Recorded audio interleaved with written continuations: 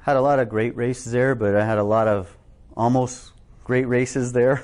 I think when I talk about Mid-Ohio, it goes back to 1995, where it was probably the toughest race I ever drove physically. It was the hottest race I've ever driven, and it was so hot.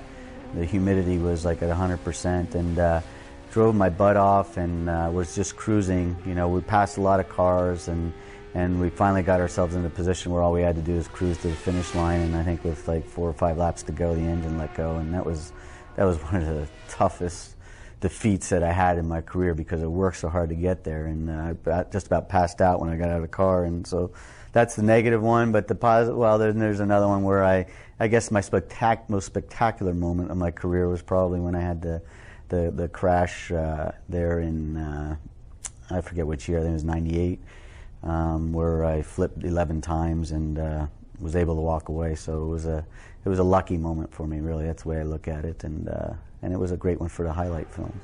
I remember every part of it because it didn't hurt. It wasn't a bad accident physically. So yeah, it all started actually in the keyhole where Zanardi ran into P.J. Jones and bent his wing.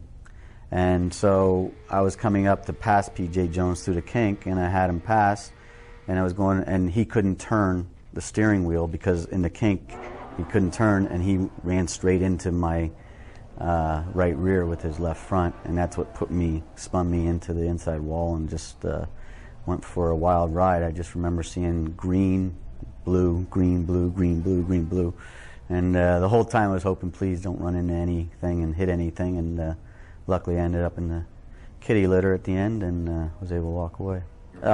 For like 2 days I was still finding sand on all kinds of things. It was bad.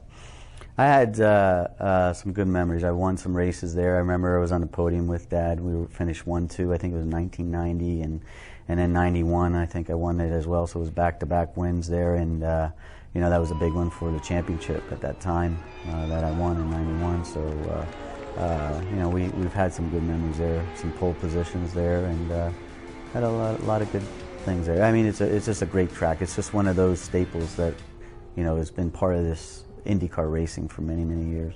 That was a tough one. We were really looking forward to that race because we had, I think, all 4 cars in the top 4 or 5, and Danica, I think, was on the outside pole for the first time. She was on the front row on a road course, and we were all feeling good about ourselves until turn 1, and Tony got a little over aggressive and spun trying not to hit Danica, and then as he was spinning, took out. I think he might have hit Danica, so he took her out, and as he spun, he hit Marco and sent Marco up on his head, and next thing you know, when we had 4 cars looking good for a win, we were down to Dario, who actually got bogged up and he fell back, and so it was a upsetting day.